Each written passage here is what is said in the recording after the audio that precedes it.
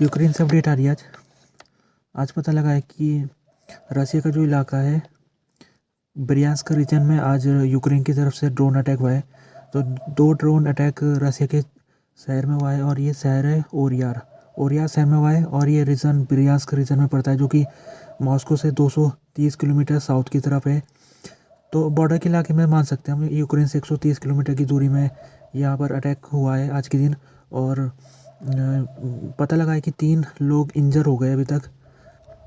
आग लगी थी क्योंकि सामने यहाँ पर ऑयल का एरिया भी है, ऑयल फ्यूल फैसिलिटी के इलाके में यह अटैक हुआ है, तो यहाँ पर आग फैल गई थी। आग को अभी काबू में कर लिया गया है। यूक्रेन की जो पावर ग्रिड ऑपरेटर है उसने कहा है कि इस समय बिजली भरपूर मात्रा में यूक्रेन में उपलब्ध नहीं हो पा रही है, कमी हो गई है बिजली की। और उसकी वजह एक तो ये है कि ठंड बहुत ज़्यादा हो गई है। वहाँ टेम्परेचर -25 -27 डिग्री सेल्सियस में चल रहा है। साथ में अभी ठंड में तब सोलर पावर भी काम नहीं करता है।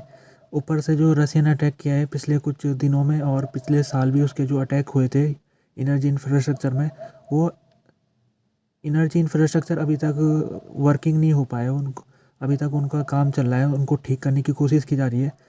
तो यूक्रेन को मजबूरन एनर्जी को इंपोर्ट करना पड़ रहा है। इलेक्ट्रिसिटी वो रोमानिया और स्लोवाकिया से अभी इंपोर्ट कर रहा है। और अगर देखा जाए तो 1000 गांव और शहर है जो इस समय इलेक्ट्रिसिटी से बिना इलेक्ट्रिसिटी से है इस समय, इतने सारे गांव और शहर।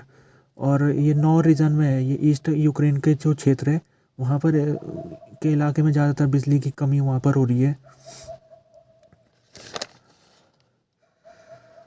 हंगरी ने आज के दिन ये इंडिकेट किया है कि वो तैयार है, अगर ईयू यूक्रेन की मदद करना चाहता है तो देने के लिए वो भी तैयार है, लेकिन कुछ कॉम्प्रोमाइज़ करना पड़ेगा। कॉम्प्रोमाइज़ ये करना पड़ेगा कि ईयू जो चाहता है कि यूक्रेन को $50 बिलियन दिया जाए 4 साल के लिए, तो हंगरी चाहता है कि ये जो पैसा है ये पर ईयर के हिसाब से मिलना चाहिए।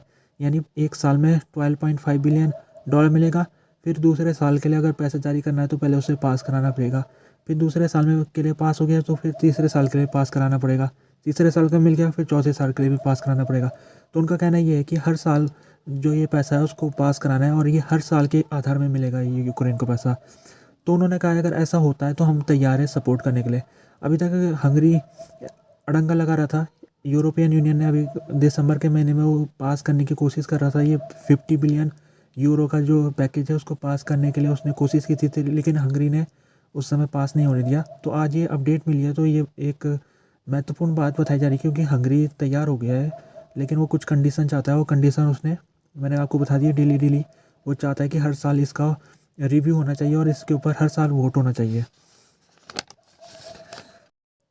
क्रेमलिन मॉस्को की तरफ से स्टेटमेंट आया, रसिया ने कहा है कि वो तैयार है। बेलग्रोड का जो इलाका है बॉर्डर में पड़ता है, तो वहाँ पर जिस प्रकार से यूक्रेन ड्रोन और मिसाइल अटैक कर रहा है, तो रसिया यहाँ से बॉर्डर के इलाके से अपने निवासियों को निकाला है। अभी तक उसने 300 से ज़्यादा नागरिकों को बेलग्रोड से निकाल के सुरक्षित जगह में पहुँचा दिया है।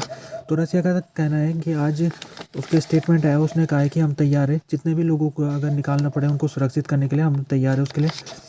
तो अभी देखा जाए तो रसिया बेलग्रोड से पहले जो स्थिति थी रसिया के अंदर, उसमें रसिया बताता रहा है कि वो उसका जो क्षेत्र है पूरी तरह से सुरक्षित है। लेकिन जब 30 दिसंबर को बेलग्रोड में यूक्रेन ने हमला किया तो उसमें 25 लोग मारे गए।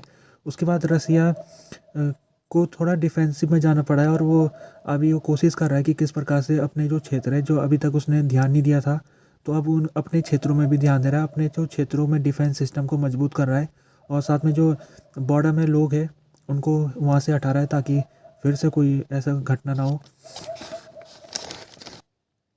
यूक्रेन ने कहा है कि उसके पास एंटी एयरक्राफ्ट गाइडेड मिसाइल की कमी हो गई है।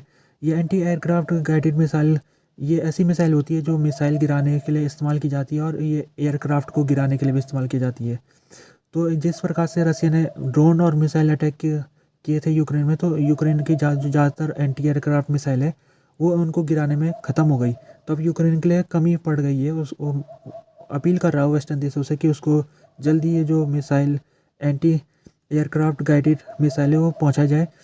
और साथ में अगर देखा जाए तो पैट्रियट मिसाइल ये भी एक एंटी गाइडेड मिसाइल है, तो इसको अमेरिका ने दिया था यूक्रेन को। अभी अमेरिका के न्यूयॉर्क टाइम्स में एक रिपोर्ट छपी है, उसमें कहा गया है कि हो सकता है कि अमेरिका अब दोबारा यूक्रेन को ये वाली मिसाइल ना दे। वजह ये है कि ये मिसाइल बहुत महंगी होती है। एक मिसाइल 2 मिलियन से 4 मिलियन डॉलर के बीच में इसका इसका वैल्यू है इस मिसाइल की। तो ये मिसाइल हो सकता है कि यूक्रेन को दोबारा ना मिले।